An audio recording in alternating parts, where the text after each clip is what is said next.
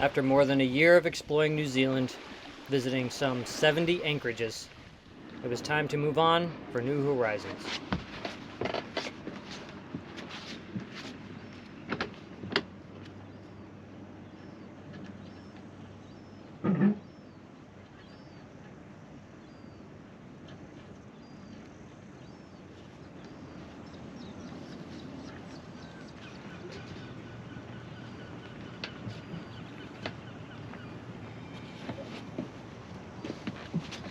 Let's do this.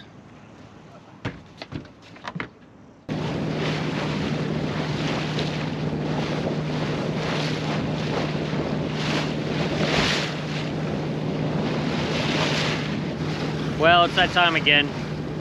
Time to make passage. Bound for Tasmania. The goal is Hobart. That's where we want to go.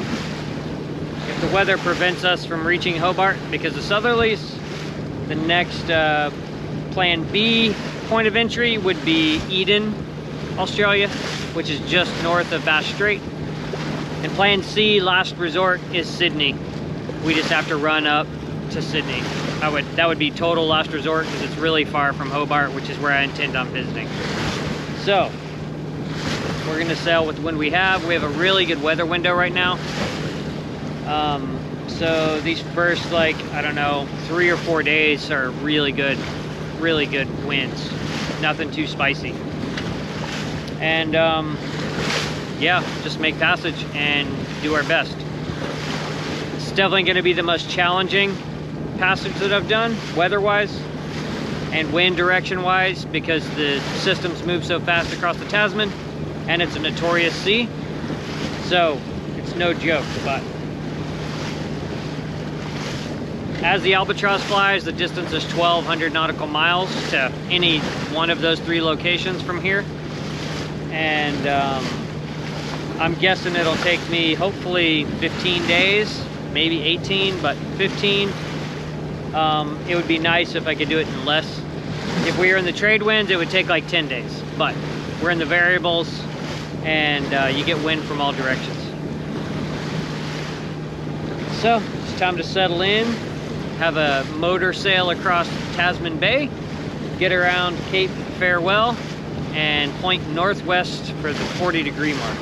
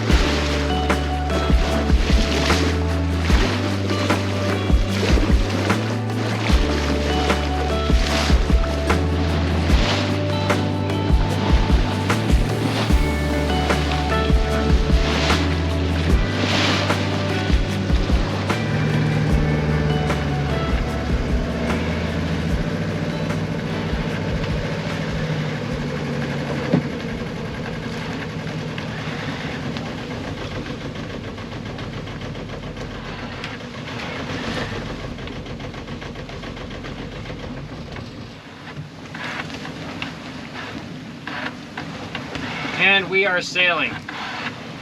It's 6 p.m. Finally got into the wind. I just tied the second reef in because it's gonna get dark soon and the wind's supposed to build. We're doing between 4 and 5 knots. Pretty big swell. It's time to get the hydro vane on.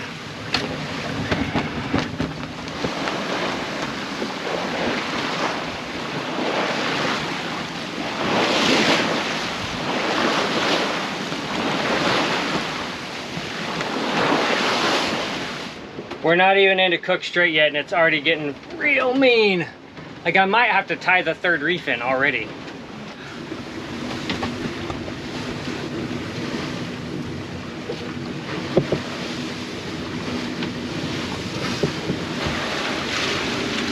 Dude, it is spicy out real quick. So much for going out on a quiet note.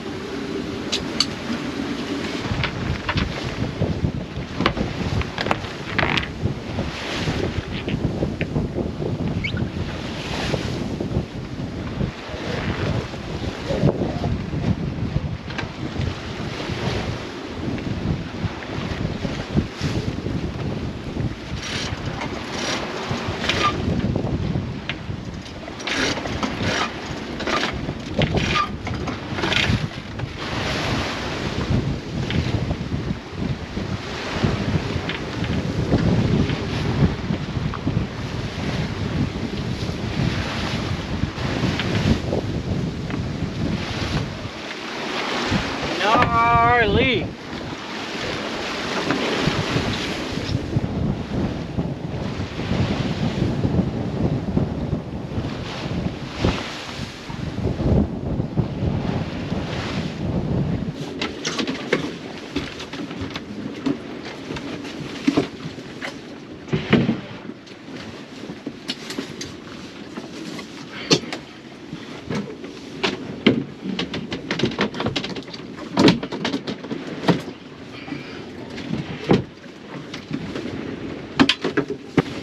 Oh man, I did not waste any time getting into passage mode, that's for sure.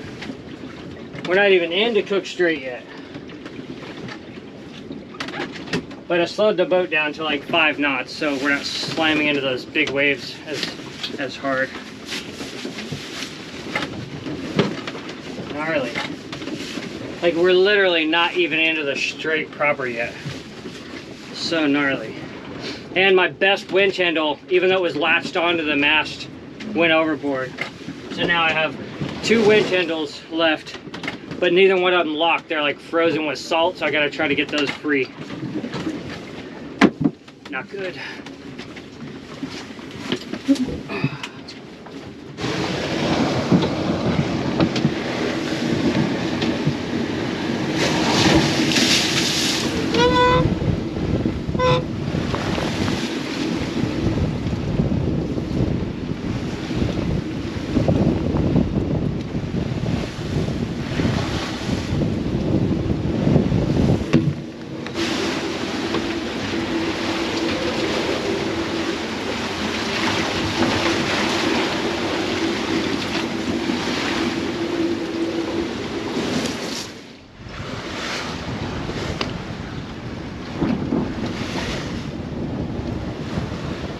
Oh man, last night was rough.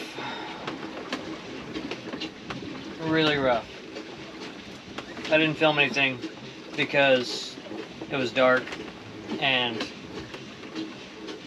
it was chaos, and it wouldn't have translated on film as being chaos, but if you're a sailor in a small boat getting thrown all over the place, it's definitely chaos. Yeah, it was rough last night, really rough. Right now the seas are really lumpy, the winds are probably 15 knots out there, and we are just smashing, so we're not making really great speed. We're doing like 4 knots, but we are above the 40-degree mark. I guess technically below it. We're in 39 degrees, which is where I want to be. I want to be between 38 and 39 degrees to do all my westing. Try to keep us out of the roaring 40s, and that way we can ride the top of high pressure systems that come through. So we are on strategy for the passage, but I'm just trying to get back into passage mode, and sometimes that's easier said than done.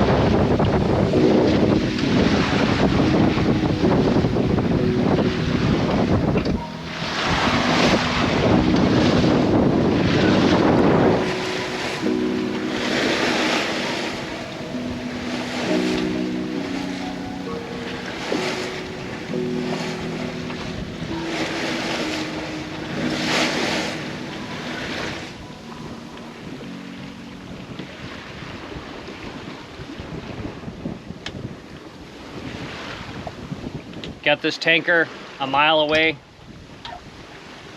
Very happy that AIS exists. Very difficult for a solo sailor. You can't just sit watch 24 hours a day like people do on other boats. And it's generally unnecessary. This is the closest a big ship's ever come to me at sea since leaving Los Angeles. But we were never at risk of collision. Beautiful night of sailing though.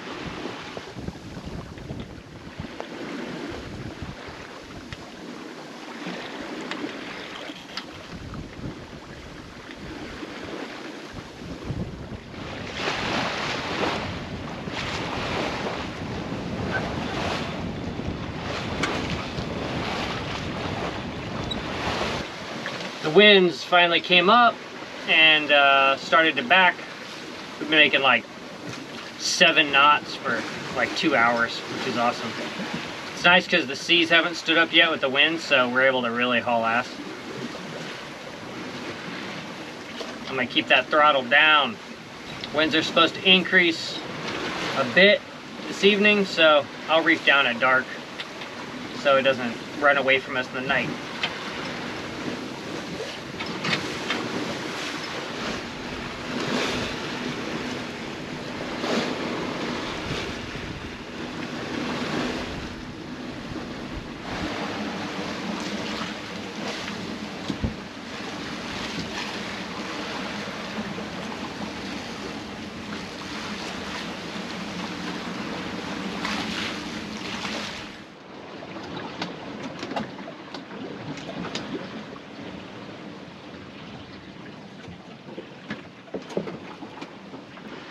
Pretty rowdy night last night. Winds held pretty strong all night. They weren't too bad. I didn't have to adjust the sails at all. We made incredible speed last night. We've already done 100 miles since noon yesterday. It's 9 a.m. I didn't get much sleep last night though. To add to the misery, the bilge pump stopped working yesterday. The electronic bilge pump started having issues, and I checked it. It was like cycling on and off a lot for no reason. And then yesterday it'll turn on and run, but it won't stop running, and now I don't even think it's pumping. I might get into that. If these seas calm down later, I might get down into the bilge and try to sort that out. I have extras that a spare I could wire up, but not in these conditions. So I just had the bilge pump off, and then about every half hour the bilge high water alarm would come on, like slow water ingress, because from the cockpit seats and stuff. And I would get up and hand pump it out and then lay back down. So pretty annoying, but nothing crazy, nothing dangerous. And even last night, it wasn't like, I wouldn't say it was a bad night of sailing. It was just lumpy like this, but we made fantastic speed all night. We were flying like a freight train all night, which is great.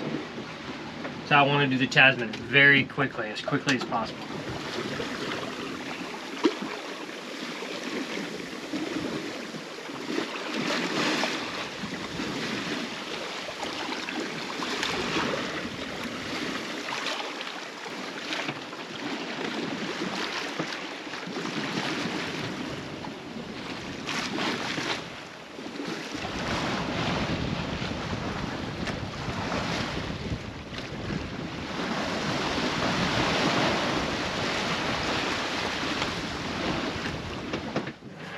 Good morning from a becalmed SV Triteia. We have a calmed, well, the winds died way off at like 2 a.m. We crap along at like 2 to 3 knots all night, and then in the last 2 hours, it's just been this sitting still kind of. Put on the auto tiller to try to keep us in with the swells, and I'm gonna try to sort out this bilge pump situation now. I'm gonna see if it's just clogged at the joker valve, and if it's not that, then I'm gonna wire in a replacement. I have 2 spare bilge pumps, but but I want to do it while it's like this. We have some big winds coming forecasted on kind of all models in the next, I don't know, 3 or 4 hours probably. That's probably what this calm is, calm before the storm. And yeah, so we got to take advantage of this mellow time to get down in the bilge and sort this out. Really beautiful sun rays breaking through the clouds over the ocean right now. Hot cup of coffee, so I'm happy.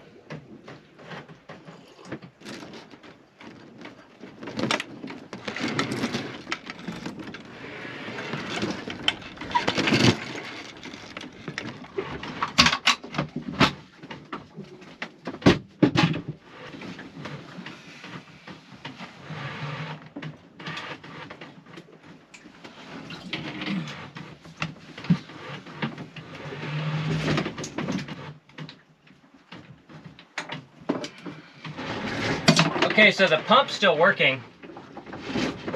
I wonder if that's, maybe there's a clog somewhere in the line. Because I just took off the hose, put it back in the water, and it's working. And it cycled on and off on its own. So, I gotta put this in back together, and then trace it. I'll take it off at the through hole and see if water's pumping out there, and if it's not, then we'll figure out what's happening. But that's good that that thing's working. That saves me a kind of a nightmare of having to wire up a new pump. Okay, so I took it off the out, and there's nothing coming out. So obviously there's some kind of blockage in the line. You have a check valve in one of these because it goes so high up. So I gotta check that check valve.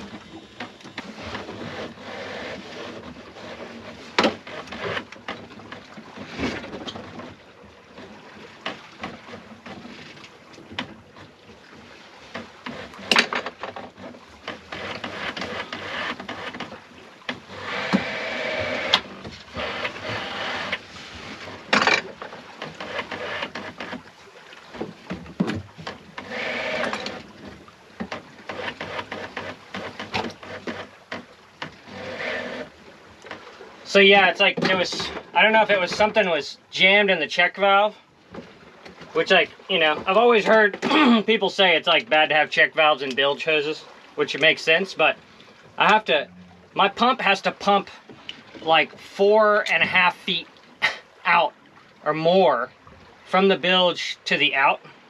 So it was always a problem of like, it could never pump, like a lot of the water would just siphon back in. I always have nuisance water in my bilge. But I guess I'd rather have nuisance water in my bilge than a check valve getting clogged up on passage.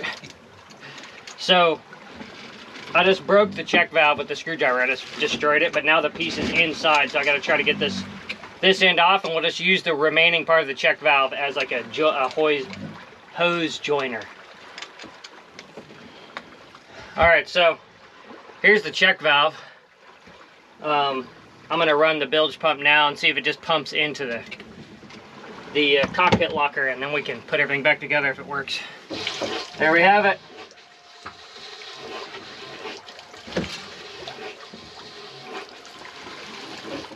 It's working, and it shut off on its own. That was a much, much easier fix than I thought it was gonna be. Now to get all this put back together, get the cockpit locker stowed, and have more coffee.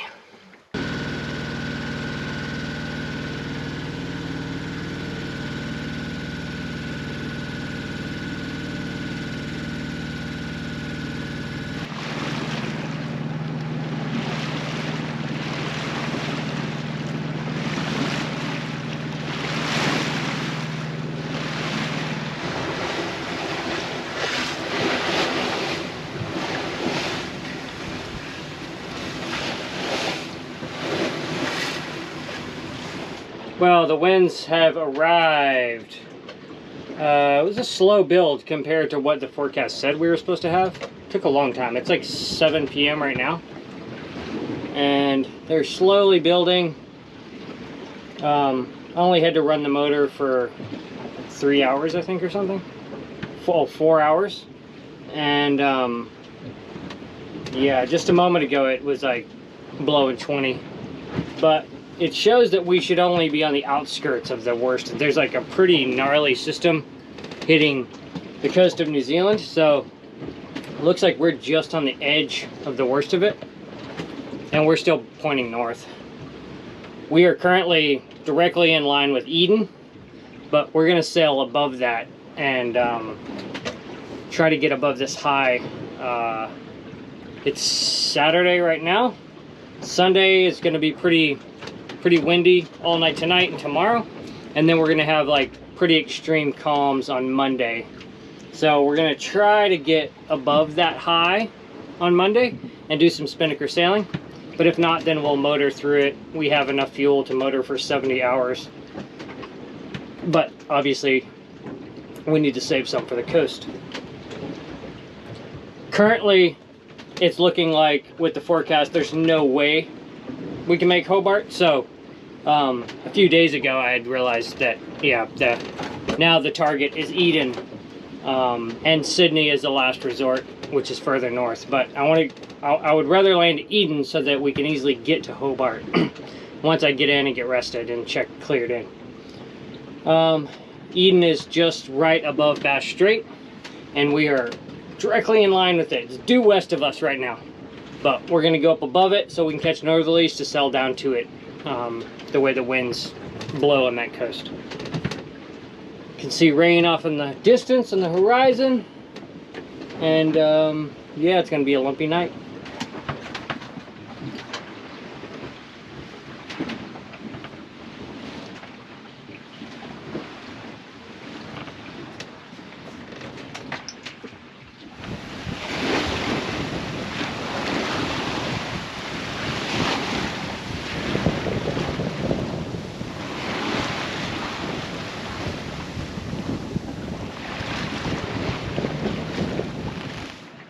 Pretty lumpy night, but nothing crazy.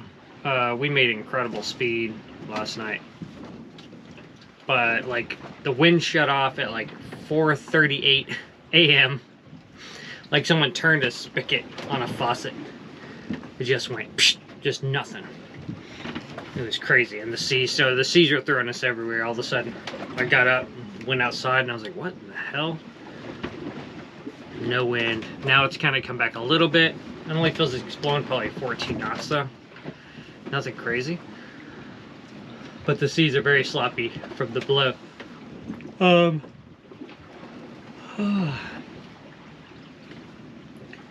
We were hauling ass last night. We were in rocket ship mode and by 5 a.m. we had done 82 nautical miles from noon yesterday. Our previous day's entire day run was 84 for 24 hours, so we made really good speed last night. And the boat was fairly comfortable. I was kind of being thrown around, but I don't mind being thrown around if we're making good speed. Just went on deck and paid out more sail, adjusted our point of sail so that we're more on a beam reach, not a broad reach. And so that's got us moving again. We'll see how the wind holds.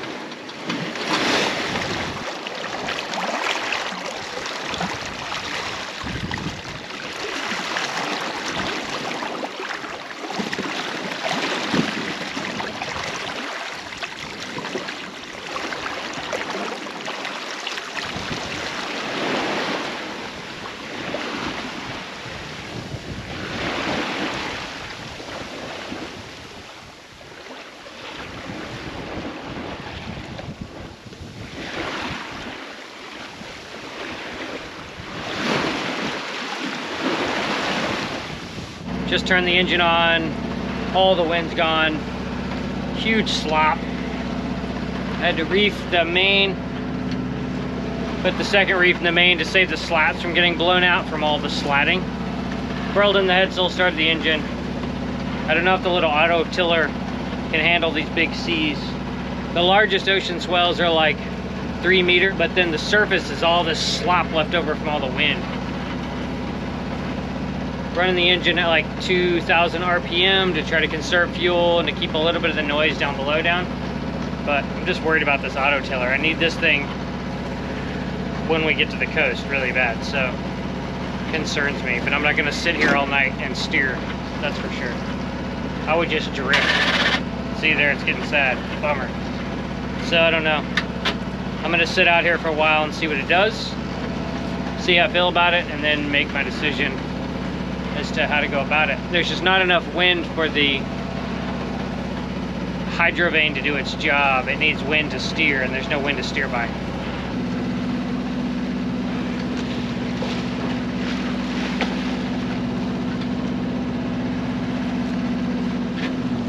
That's a big wave. You cannot tell it on camera, but that is a very large swell.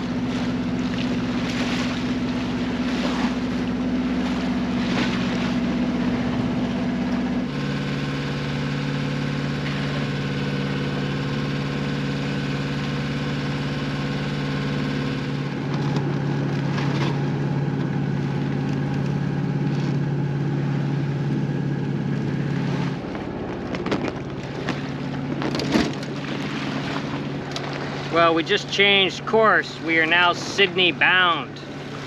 I asked Rhonda to contact Biosecurity and Border Force to let them know that I was going to be trying to clear into Eden and the date and all that stuff, because originally I'd contacted them and told them I was trying to clear into Hobart. So,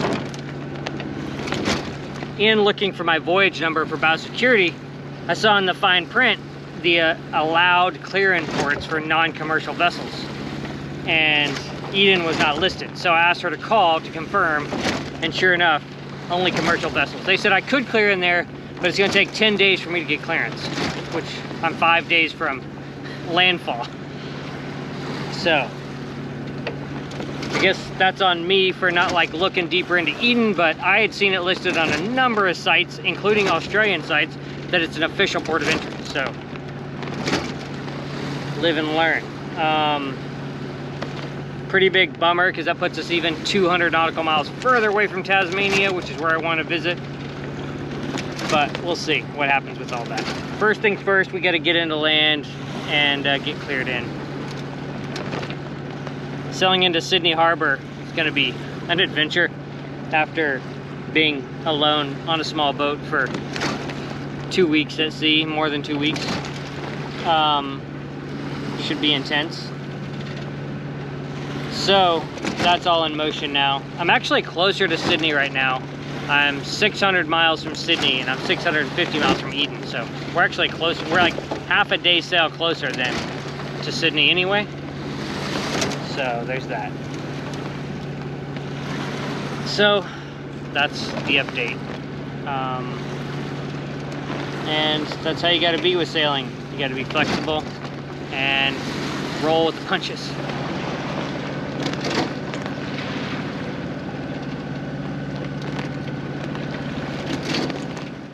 Alright, I'm gonna try to make corn fritters for the first time. Rhonda taught me how to make this when she was on board with me in the Sounds, and she texted me instructions yesterday.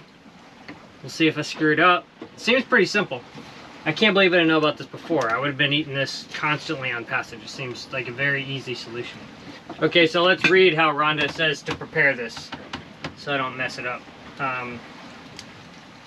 First, I make the batter. Flour, water, salt, pepper, throw in a few chili flakes.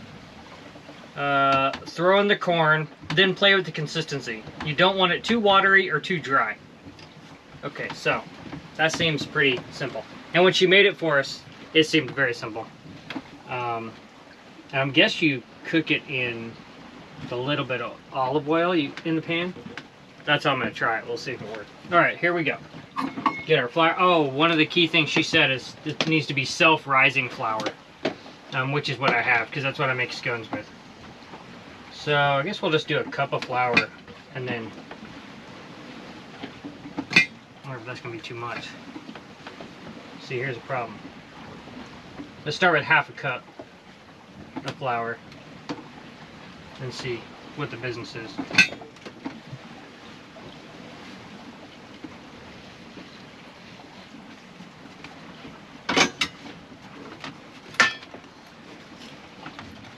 Move this over here so I can see a little better.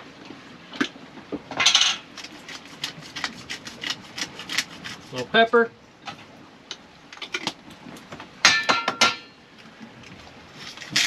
Salt. Rhonda said I might have to throw away all these open spices when I get to Australia. She said when she spoke to biosecurity the other day, I have to get rid of all my rice, any grains, might have to get rid of my flour. All fresh fruit has to be consumed, like eggs, any fresh, anything has to be eaten. So pretty crazy. All right, here's our batter. Let me see. Definitely need more water.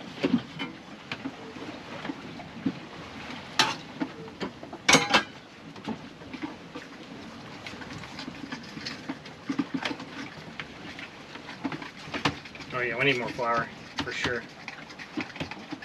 Better to start slow, I think.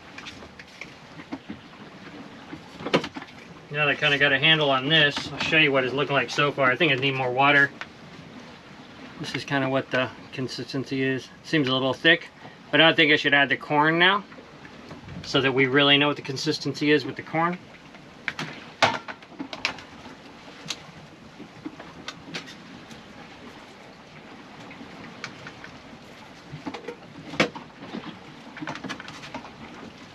I think it's going to make way more, way bigger batch than what I needed with a whole can of corn. I didn't think that through, but it's okay. Maybe not. I like corn. Maybe I'll just make it real dense with corn. More salt and pepper also. The key to success at this point is not dropping this bucket, especially on my berth. Rhonda's probably going to howl laughing when she watches this because I just don't know what consistency it's supposed to be. That seems kind of good, actually. Maybe it's a little dense on the corn, but it's still gonna taste the same, I think. I'm gonna go with that. I'm gonna prepare it with this instant packet thing.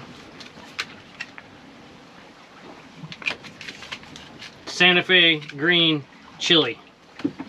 Which is like, I grew up in New Mexico, so this is like home food for me. Heat and eat, easy meal. Made with beans. White beans stewed with hatch green chilies, potatoes, garlic, and spices. Here's a picture of New Mexico. I grew up in like right there. Here we go. We'll see if I did it right or not. All right, here we go.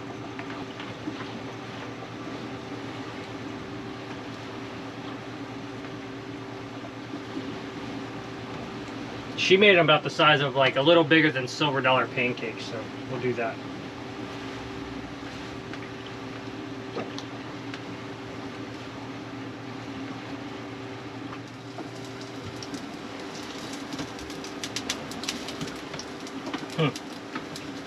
I don't know. I think mine are a little thicker than hers were.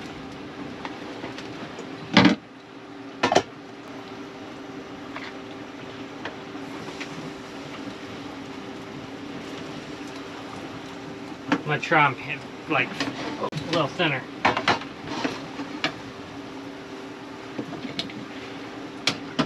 Like I made them a little bigger, you know?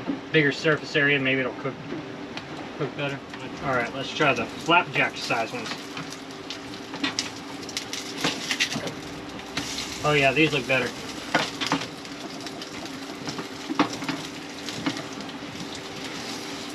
Alright. Dinner is served.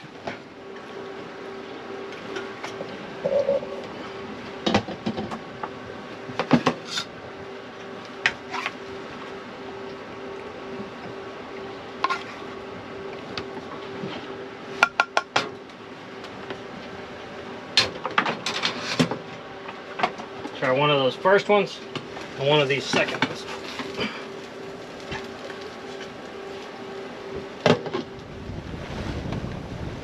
Getting a little feisty.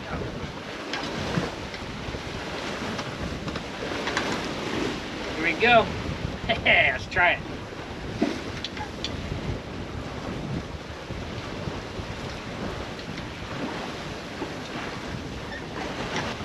First, that second one I made is too thick. Tastes 1,000 times better when Rhonda made it. It has chilies are good though.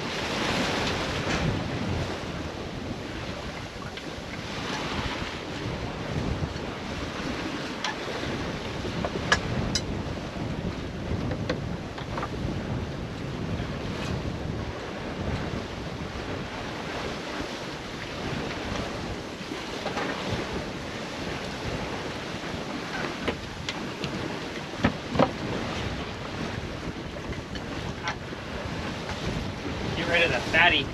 If they're too thick or it's like too floury, I probably had the batter too thick also. Yeah, the thinner ones are really good. Very good. Especially with the attached chili beans.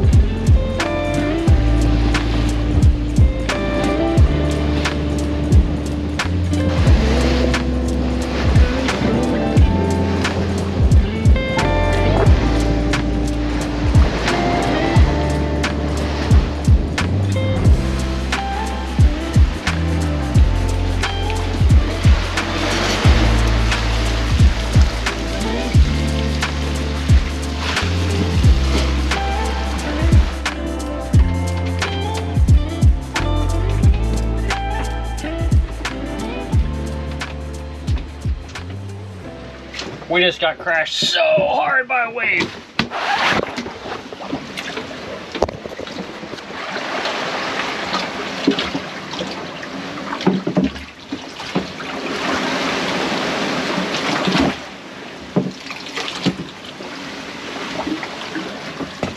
Been a pretty active night. Pretty restless night, but nothing crazy. That wave was actually the worst wave that's hit us the whole trip so far.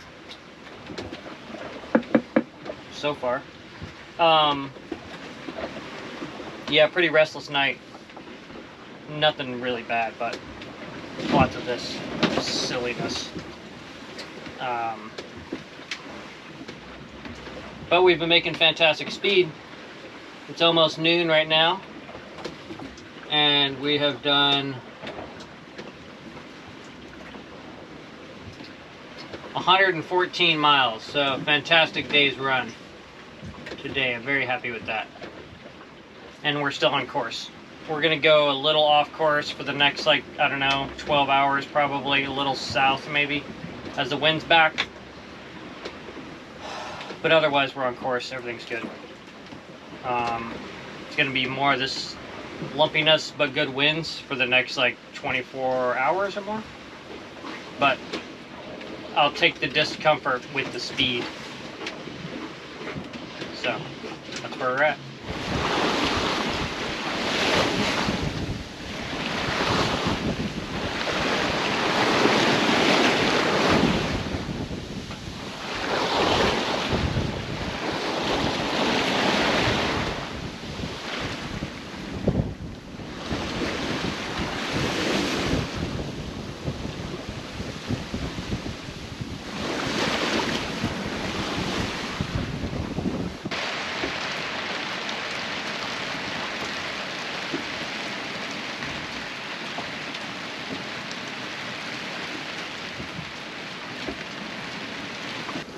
So like 11:30 last night, we had torrential rainfall. Most rainfall I've seen since Bora Bora. Maybe it's easily some of the most rainfall I've ever seen in my life.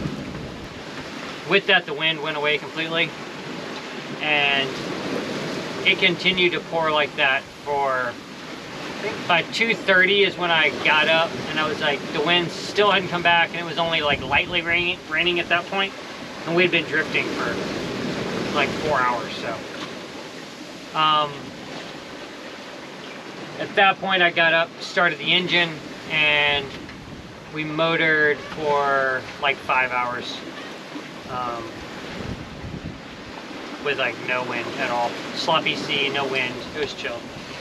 And then by like 7:30 this morning, the winds had come back, and I was able to get on deck and kill the engine and get sailing again. We've been sailing ever since.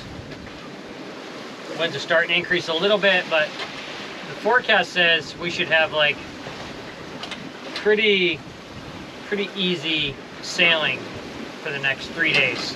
We're 3 days from Sydney right now. So, we shall see if that is true. But we're going to be running, broad reach or running the whole time, so almost at a point to where we should be wing and wing. Right now, not quite, but I think by this evening or tomorrow, we'll be wing and wing for the rest of the time. Both the models I really look at, which is ECMWF and PWE, both of those look like we're probably going to be motoring the last 12 hours into Sydney. So that's where we're at. This is the start of day 10. And I just did the noon position. We did 92 miles yesterday, which is good. We've had really good days runs on this passage.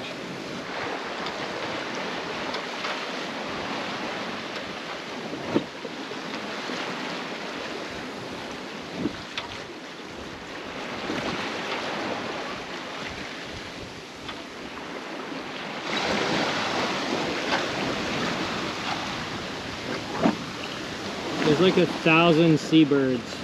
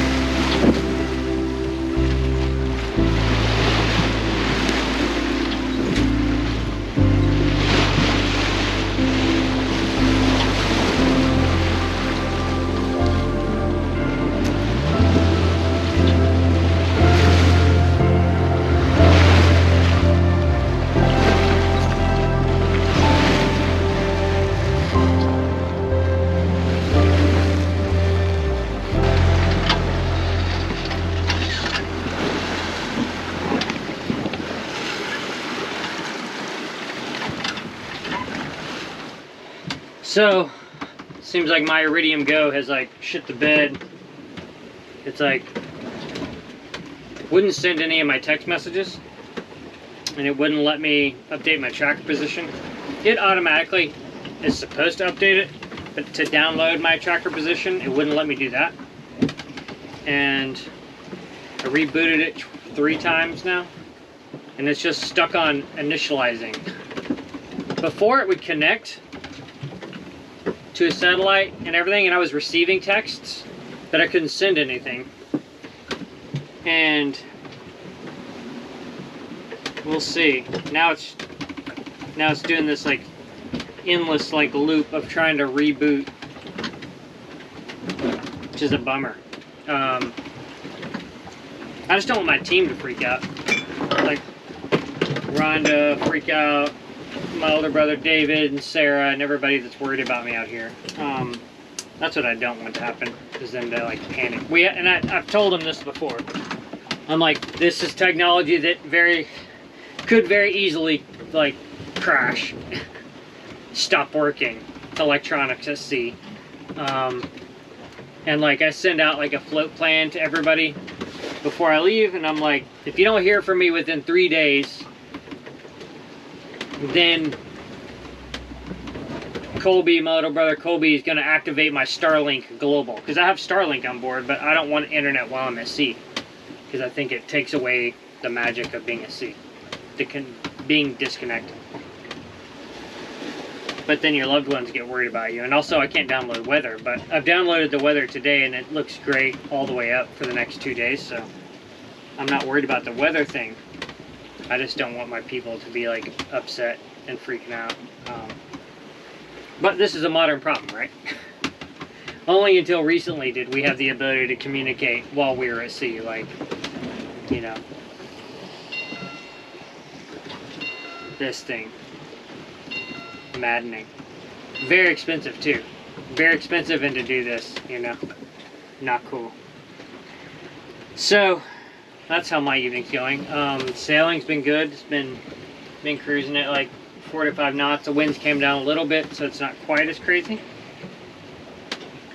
And it's beautiful out.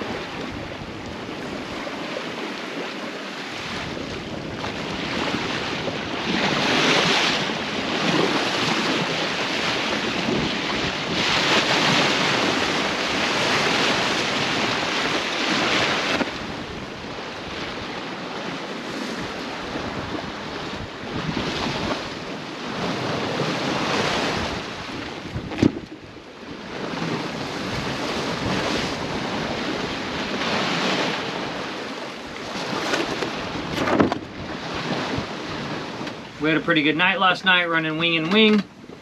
A little bit noisy, but we made good progress based on the mileage we covered. So that's good. Still no comms whatsoever. Iridium Go is still toasted. Today I reinstalled the Starlink antenna to try to see if I could get it working. And when you go to stow those things, there's like a slider that says stow, and it goes into a position like this so you can stow it safely. I had it stowed safely. Reinstalled it, it won't unstow. Like it's communicating with satellites, but it won't move to try to pick up any satellites. Maybe it's the boat motion, but I don't think so, because it hasn't tried to move at all. It stayed in that stow position. And I've like stowed it and unstowed it like 20 times. It doesn't want to seem to come out of that fixed sort of like position. So I angled the fishing rod holder that it lives in so that it's facing up, because it says make sure I had a clear view of the sky, because some of them are flat mounted on people's RVs and boats and stuff. So I was like, well, maybe it's just pointing up. It communicates with satellites, but it won't connect to the network. So sometimes it doesn't matter how much technology you have, sometimes it just doesn't work. I'm not that stressed about it. We're 2 days away. We're just over 200 miles from Sydney.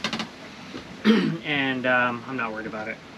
I'm sure my team is like freaking out a little bit. I also told them, I was like, look, I have an EPIRB, so just because my comms went dead, the tracker vanished, that doesn't mean Triteia sunk. It could just mean that the Iridium Go went toasted, you know?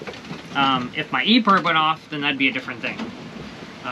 So, either way, should be in like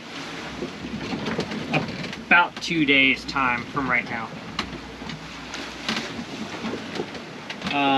Pretty big seas running. and I don't notice it when I'm sitting down and working, but then when I get up to look around, I'm like, oh wow, there's big seas. So I'll show you guys what it looks like outside right now.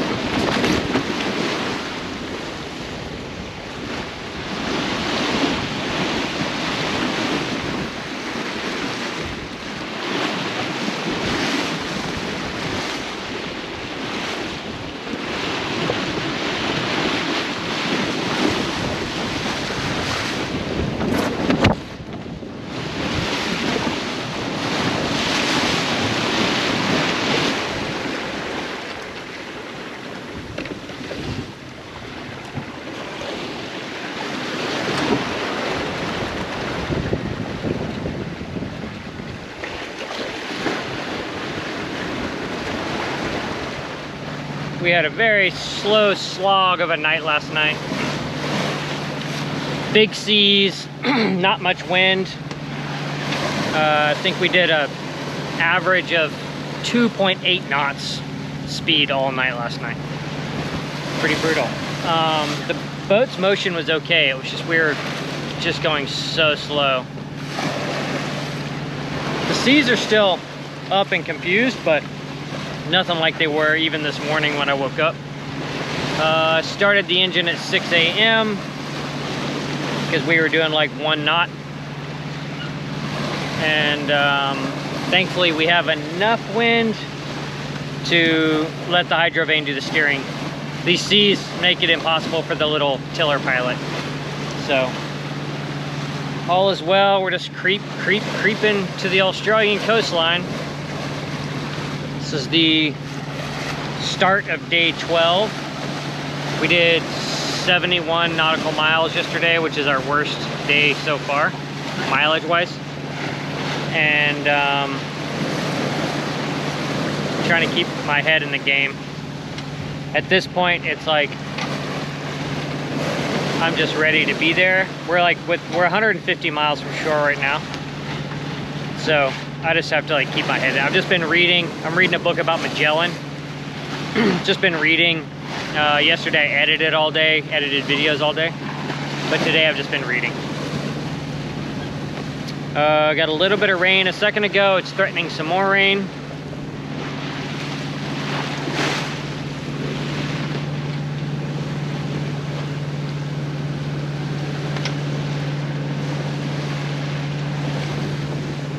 But all of those dark clouds are downwind of us now, so maybe we won't get too hammered. And yeah, we'll just keep clicking the miles off. I injured my shoulder yesterday, my right shoulder, which is my good shoulder. I blew out my left shoulder really bad 2 days from Hawaii, and here I was 2 days from Australia, and I really stressed this shoulder. So that's not good. I have to be very, very careful with it. Other than that, everything's going good. We have plenty of fuel. If we have to motor for the next like 24 hours, we have enough fuel to get us there. So maybe some wind will come up this afternoon and we can sail, but the forecast I had from before the iridium went down didn't look like there was much wind coming back, which is better than too much wind. So, gotta choose your battles, I guess.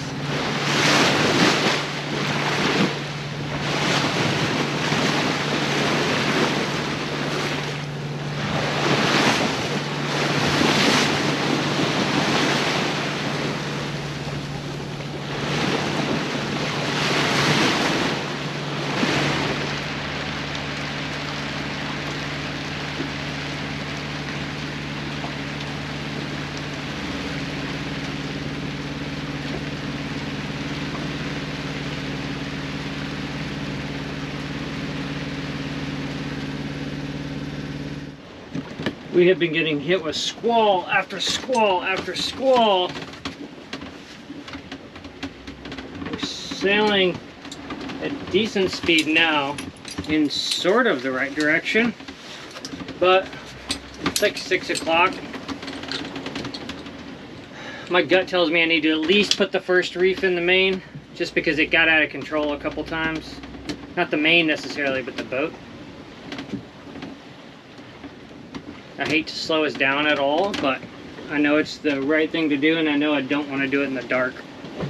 So let's go tie this first reef in.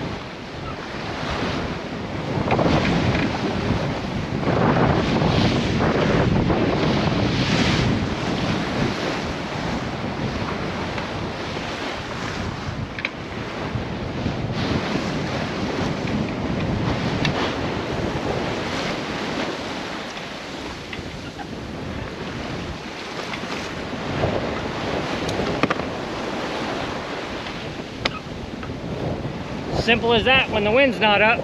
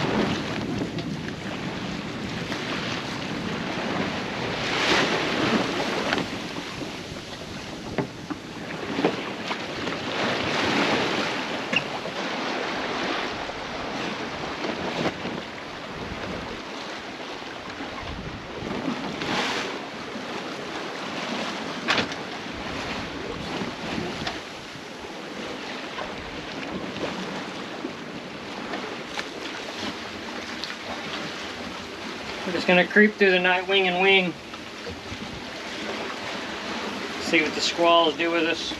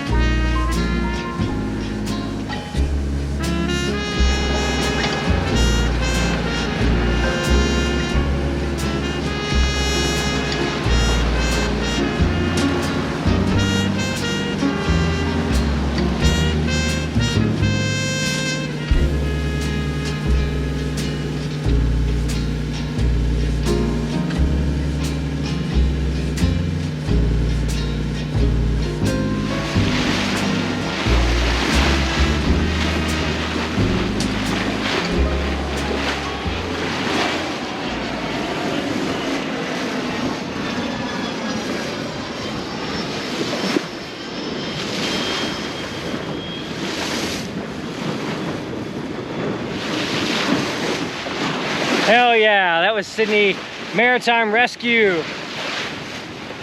They were looking out for me. My team got concerned when my comms went dead and my tracker went dead. So they just gave me a heads up what was up, and they put a call on the radio telling boats to look for Triteia. So I responded that I knew where Triteia was, and they just gave a flyby to confirm my coordinates and make sure everything was all good. So thanks so much to Sydney Maritime Rescue. You guys are awesome. I really appreciate it.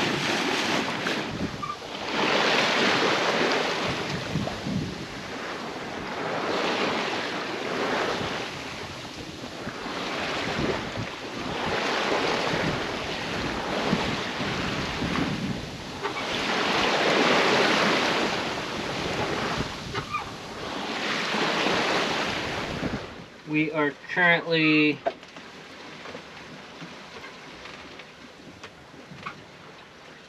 .32 miles from entering Sydney Harbor.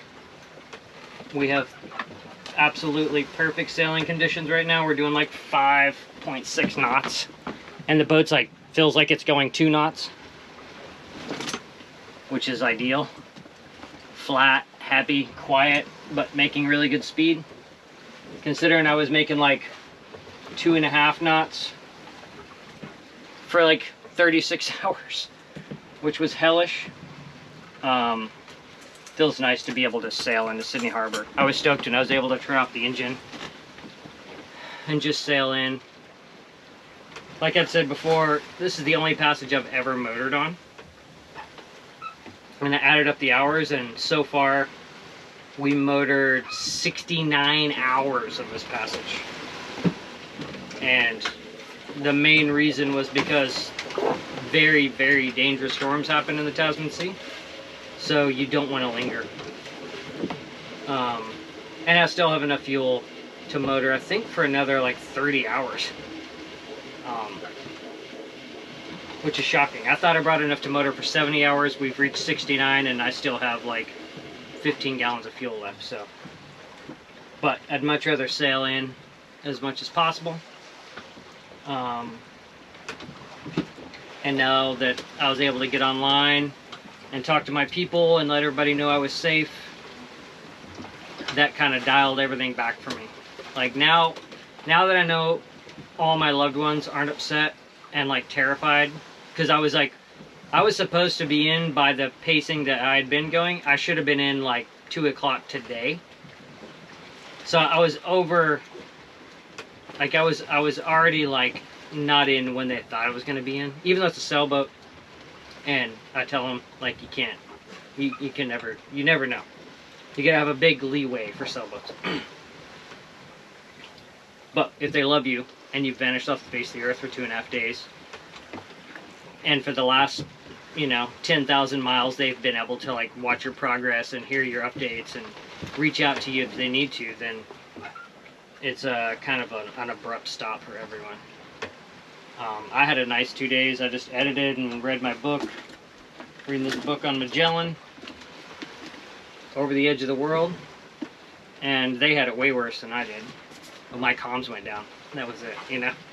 These dudes had it really bad. So, but I'm excited to be closing out these last 30 nautical miles. And we'll get into Sydney and get tied up at the customs wharf. They already know we're coming. Everything's good to go. So, last little push.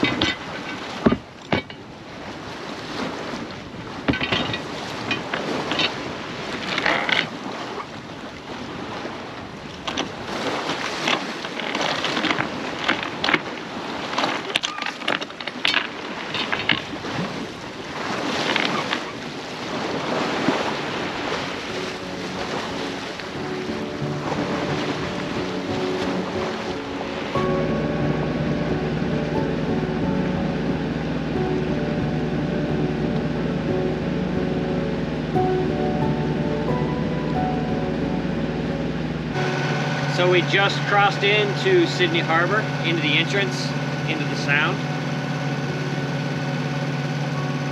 And I have officially crossed the Pacific Ocean solo. And not the quickest way. And it feels fantastic.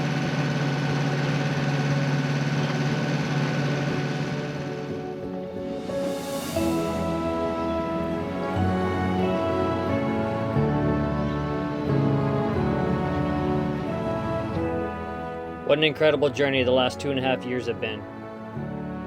From departing Los Angeles to arriving in the Hawaiian Islands, pushing my way south to the Tuamotus and the Society Islands, on to American Samoa, to Fiji, sailing south to New Zealand, and finally finishing the Pacific crossing in Australia.